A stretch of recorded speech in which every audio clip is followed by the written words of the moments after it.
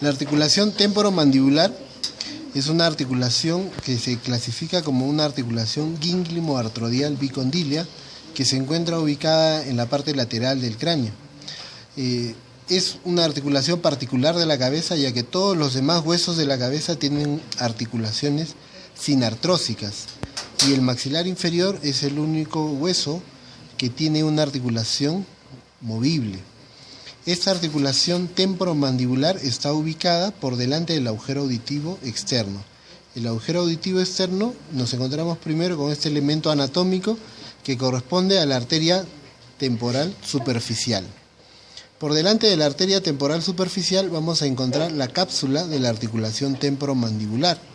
Pero para poder observar mejor vamos a retirar algunos elementos anatómicos: el arco cigomático con la aponeurosis temporal, el músculo macetero y el músculo temporal.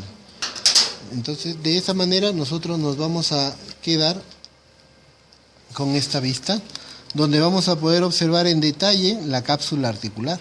Cápsula articular que rodea a la articulación 360 grados, ¿no?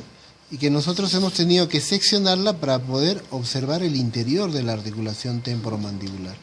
En el interior de la articulación nosotros vamos a poder observar los componentes óseos de la articulación temporomandibular, que son el cóndilo del maxilar inferior, y en él vamos a estudiar la vertiente anterior del cóndilo, la vertiente posterior del cóndilo. Otro elemento óseo es la cavidad glenoidea del temporal.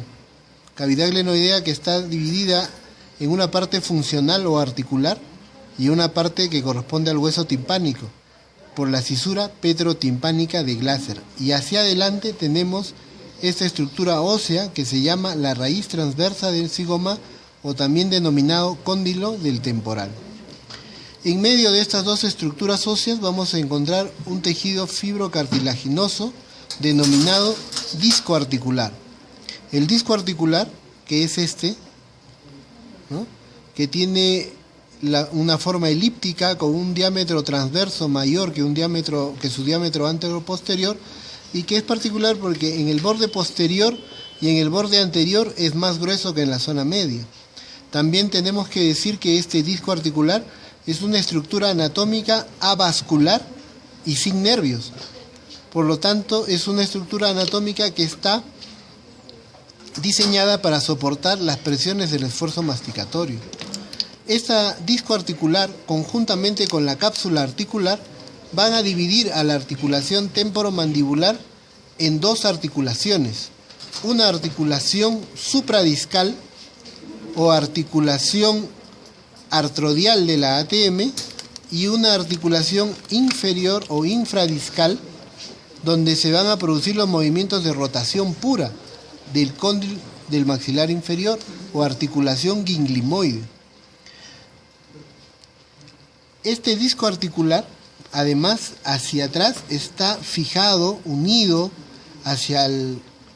de un lado hacia el cóndilo del maxilar inferior a través del ligamento retrodiscal inferior y unido hacia la cavidad glenoidea a través del ligamento retrodiscal superior.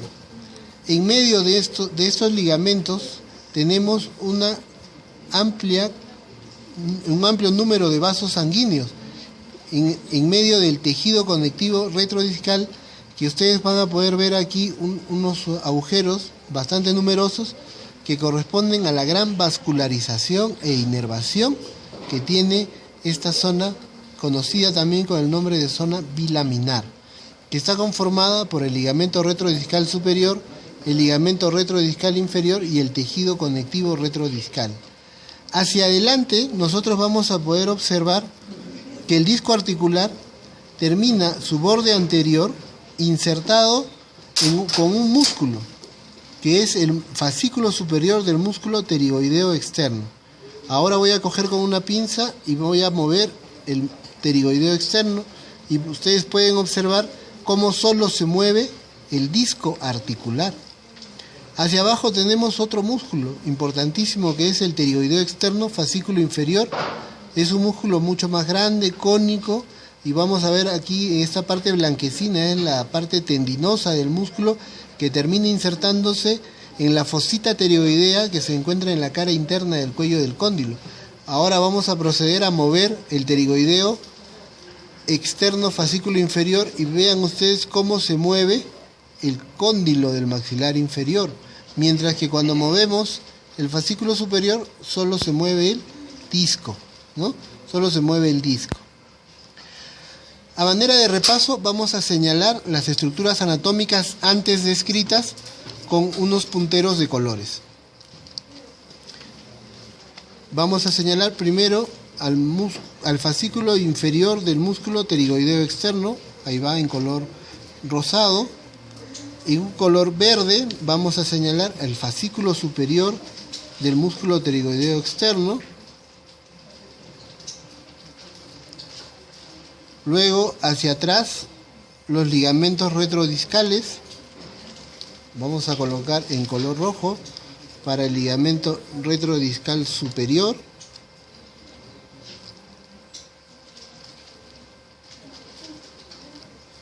En color azul vamos a señalar el ligamento retrodiscal inferior.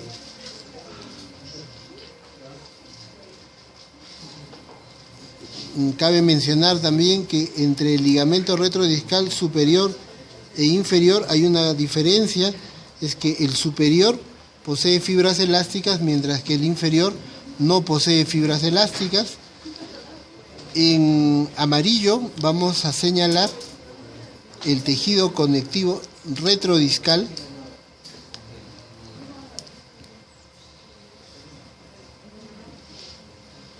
Entonces los que están marcados con rojo, dorado y azul, esas tres estructuras forman lo que se denomina la zona bilaminar.